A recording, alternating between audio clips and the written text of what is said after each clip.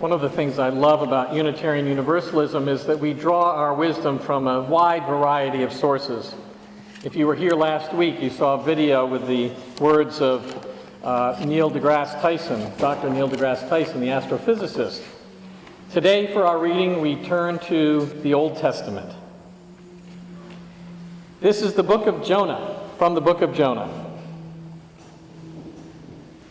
Now the word of the Lord came to Jonah, son of Amittai, saying, "Go at once to Nineveh, that great city, and cry out against it, for their wickedness has come up before me."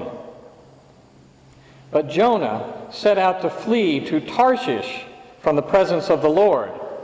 He went down to Joppa and found a ship going to Tarshish, so he paid his fare and went on board to go with them to Tarshish, away from the presence of the Lord.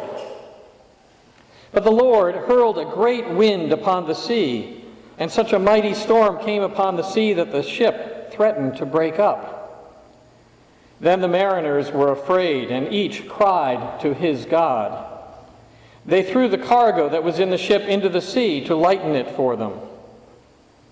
Jonah, meanwhile, had gone down into the hold of the ship and had lain down and was fast asleep. The captain came and said to him, "What are you doing sound asleep? Get up, call on your God. Perhaps the God will spare us a thought so that we do not perish." The sailors said to one another, "Come, let us cast lots so that we may know on whose account this calamity has come upon us." So they cast lots, and the lot fell on Jonah. Then they said to him, "Tell us why this calamity has come upon us. What is your occupation? Where do you come from? What is your country? And of what people are you?" "I am a Hebrew," he replied. "I worship the Lord, the God of heaven, who made the sea and the dry land." Then the men were even more afraid and said to him, "What is this that you have done?" For the men knew that he was fleeing from the presence of the Lord, because he had told them so. Then they said to him, "What shall we do to you that the sea may quiet down for us?" For the sea was growing more and more tempestuous. He said to them, "Pick me up and throw me into the sea. Then the sea will quiet down for you. For I know it is because of me that this great storm has come upon us." Nevertheless, the men rowed hard to bring the ship back to land, but they could not, for the sea grew more and more stormy against them. Then they cried out to the Lord, "Please, O Lord, we pray, do not let us perish on account of this man's life. Do not make us guilty of innocent blood, for you, O Lord, have done as it pleased you." So they picked Jonah up and threw him into the sea, and the sea ceased from its raging. Then the men feared the Lord even more, and they offered a sacrifice to the Lord and made vows. But the Lord provided a large fish to swallow up Jonah. And Jonah was in the belly of the fish for 3 days and 3 nights. From the book of Jonah in the Old Testament.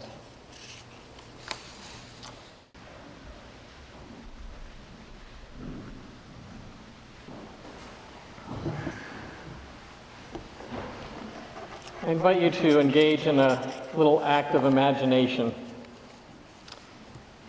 Imagine yourself driving your car, or maybe being a passenger in a car. It's a beautiful autumn day, much like today is, although think ahead a little bit, it's cooler, crisper. And you're not here in southeastern Pennsylvania. Instead, you're driving around New England in the fall. If you've never been in New England in the fall, I assure you that it's pretty much like you see it on the calendars, in the pictures. And rolling hills, farms with cows and sheep and goats, and blazing colors on the hillside. Imagine driving through the countryside on a fall day in New England. You round a bend and you descend a hill into a village. And the village, too, is just like you've seen in the pictures. It's got a town common in the middle with white steepled churches around it. And there are even some townsfolk who are picnicking on the common. Even though it feels a little brisk, it could be their last chance to be outside until after mud season the next April. So there are kids running around in the grass. So you slowly cruise around the town green, and there are several streets leading off of it, and you decide, I'll pick this one. You don't really know where it goes, but you head out towards the west on this street. And you pass clapboard houses on each side of the street, and notice as you come around another bend that there is a particular house that looks quite a bit older than the rest of the houses in town. It's a small Cape Cod-style house sitting on granite blocks as its foundation. That must be one of the oldest houses in town, you think to yourself. It could use some paint. In the driveway, you see a minivan and a Subaru, and you know that, of course, the Subaru is required equipment for families in New England. Slowing down, you see a bearded man with glasses, maybe in his early 30s. He's raking leaves. Beside him is a little girl of 5 or 6 with a rake of her own. And she's got long brown wavy hair, and the cold air has made her cheeks just as red as apples. She's wearing a Norwegian knit sweater. She's laughing as she helps her father rake the leaves. And off to the side you notice a brown and white dog with floppy ears, a spaniel of some kind, laying in a patch of sunlight. On his back, the man has an infant in the backpack. She has a cute little knit hat on, and her head bobs up and down as her father rakes the leaves and reaches for those leaves as he rakes them. It's a scene worthy of Norman Rockwell in the Saturday Evening Post, if you're old enough to remember that. It's an idyllic, a bucolic scene. And this serene image stays with you as you drive past and head out of town, waiting for that next beautiful vista of leaves. What you fail to notice is that as he rakes, this man is crying, his tears staining the front of his flannel shirt.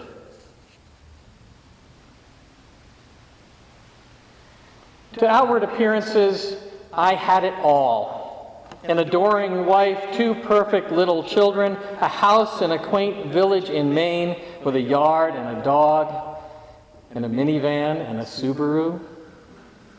I had just been named a partner in my law firm. I was healthy and my future was bright. And yet, I was deeply, profoundly unhappy. I was living the American dream, or maybe it was my parents' dream for me, but I had no idea whether or not it was my own dream. At the moment that you drove your car by my yard, it didn't feel like mine. I was lost. I didn't know who I was or how I'd gotten to where I was. I was on a path, but was it the right one, or at least a path that I could call my own? It was at that very moment, while raking leaves with tears streaming down my face, that my journey to find myself began. It wasn't until many years later that I discovered the poem by May Sarton entitled, "Now I Become Myself." Now I become myself. It has taken time, many years and places. I have been dissolved and shaken, worn other people's faces, run madly as if time were there, terribly old, crying a warning. Hurry, you will be dead before... What? Before you reach the morning, or the end of the end of the poem is clear, or love safe in the walled city? Now, to stand still, to be here, feel my own weight and density. Now there is time, and time is young. Oh, in this single hour I live all of myself and do not move. I, the pursued, who madly ran, stand still and stop the sun. I have been dissolved and shaken, worn other people's faces. Those words are so true for me, as they are for all of us who have taken or are taking this journey toward becoming ourselves. What do you want to be when you grow up? What do you want to be when you grow up? That's the question that we're asked from a very young age. I was growing up in the late 50s, early 60s, and of course I wanted to be a cowboy, then a fireman, and later an astronaut. I still want to be an astronaut.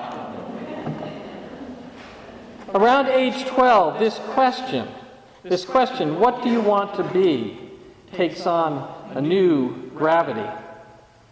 How we answered that question starts to determine which of the many paths available to us that we might take. I want to be a mechanic, takes us down one road. I want to be an accountant, leads us some other direction. Even as adults, we still playfully pretend that we're not grown up yet, and we ask ourselves and each other, what do we want to be when we grow up? We do that our whole lives, I think.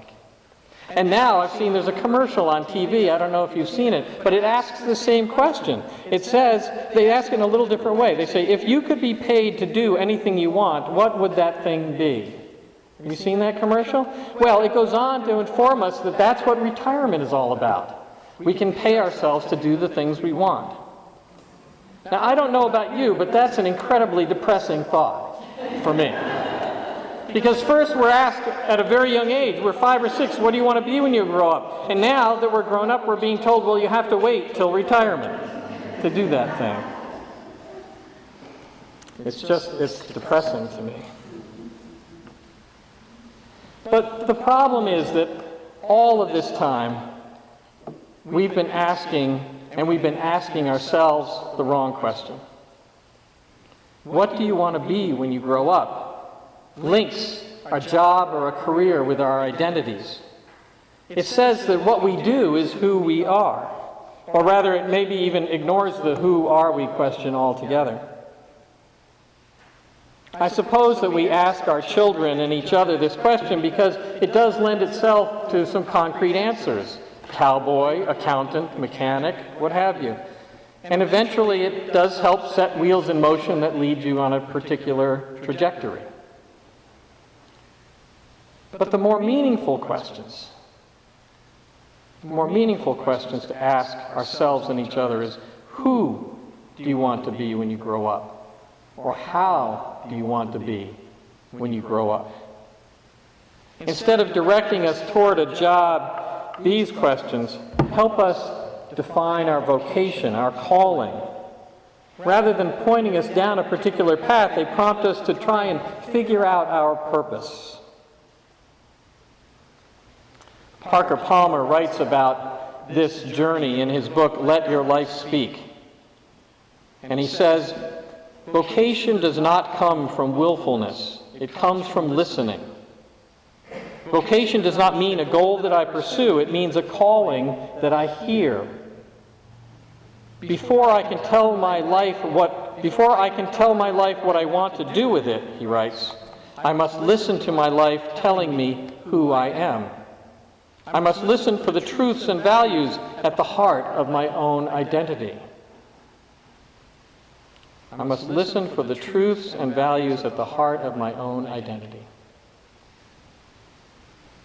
And so when I use this word vocation today, as Parker Palmer uses it, I'm thinking about it in its broadest sense. It's not just about what we think we should be doing with our lives, but more it's who we think we are called to be as human beings. And as Kelly alluded to in her reflection and her opening words, until we know ourselves in this deep way, in a way in which we have clarity about who we are and what truths and values lay at our core, we can't hope to have deep, meaningful relationships with others.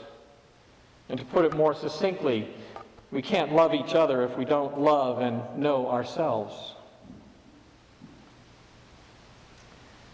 Diving deep into ourselves to figure out who we are and perhaps more importantly who we are meant to be is hard work. It's scary work.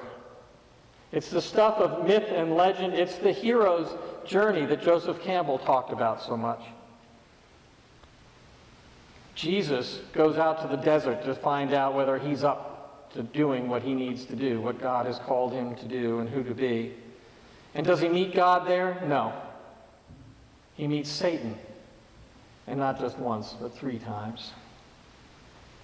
Siddhartha, the wealthy prince, leaves the palace and discovers a world of poverty and privation and nearly starves to death himself before discovering enlightenment and becoming the Buddha. And Jonah, we heard about Jonah this morning. He survives this cyclone at sea, nearly drowns and gets swallowed up by a fish. The journey of self-discovery is fraught with temptations and perils. So it's no surprise that some of us just avoid on even taking the first step on that journey. We glide through life without worry, kind of skating on the thin ice of a river, heedless to the torrent that's flowing just beneath our feet.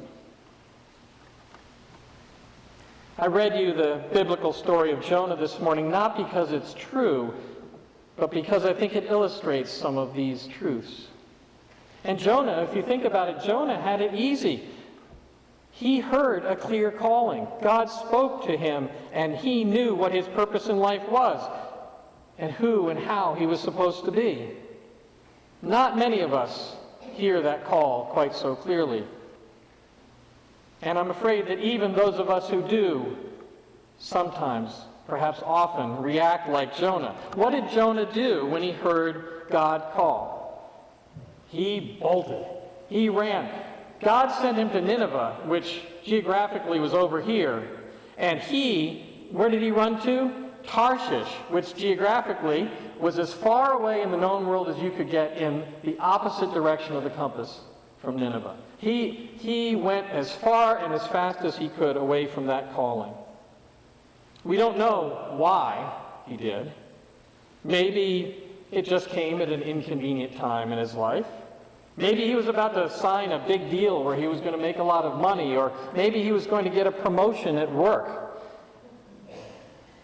Maybe he didn't want to upset the nice little life he had set up for himself and his wife and his kids and his dog in the yard. Jonah, I'm sure, had 1,001 excuses for fleeing after God told him who he was born to be. How often do we run and hide from the hard things we're called to do? The things that would upset our proverbial apple cart, that would take us out of our comfort zone. And the other thing is that for most of us, the call isn't as clear as Jonah's was. The call actually, it comes in like one of those cell phone calls you get when you're traveling in the mountains. And it rings, and you pick it up, and maybe there's no one there. But maybe you you hear the voice all broken up, and you can't tell what's being said. It's all jumbled and meaningless to us. So what do we do when we hear a call like that? Well, we maybe try to go over here to get a little better signal, or we make a move over here and see if we can figure it out. We make these small adjustments in our living so that maybe, hopefully, the call would become clearer. And sometimes that works for a time, making those small adjustments in our lives. But more often than not, we've got to leave the place that we're in, often a place of comfort and relative ease, to get that better signal. That's a leap of faith, to actually move without knowing the direction you're going to go. And it's hard. It's hard for everyone involved, no doubt about it. The voyage of self-discovery has no itinerary, it has no map, and it certainly has no guaranteed return ticket. It's not surprising that we're reluctant to take that trip. The poet Mary Oliver. What would we do without Mary Oliver, we UUs? The poet Mary Oliver wrote what could be viewed perhaps as a precursor to May Sarton's poem, Now I Become Myself. This is her poem, Mary Oliver's poem, called The Journey. One day, you finally knew what you had to do and began. Though the voices around you kept shouting their bad advice, though the whole house began to tremble and you felt the old tug at your ankles, "Mend my life," each voice cried. But you didn't stop. You knew what you had to do, though the wind pried with its stiff fingers at the very foundations, though their melancholy was terrible. It was already late enough, and a wild night, and the road full of fallen branches and stones. But little by little, as you left their voices behind, the stars began to burn through the sheets of clouds. And there was a new voice, which you slowly recognized as your own, that kept you company as you strode deeper and deeper into the world, determined to do the only thing you could do, determined to save the only life you could save. And so I ask you, is the path that you're on one that you can call your own? Have you let your life speak? And more importantly, have you listened to what it has to say? Perhaps you are poised on the brink of departure and your whole house is beginning to tremble, as Mary Oliver said, and the voices are shouting their bad advice. Maybe you're on your journey now. Where has it led you? Have you arrived at that place, as May Sarton calls it, that place of weight and density where you can stand still and stop the sun? Could I have dreamed as I stood raking leaves in our yard in Yarmouth, Maine, about 25 years ago, that the journey would lead me to this sanctuary, preaching to you this morning? I can tell you, not in a million dreams in a million years. Never would I have known that I would find my treasure here amidst you. Yet here we are together, striding deeper and deeper into the world where there is time and time is young. This day and every day, I wish you peace. Amen.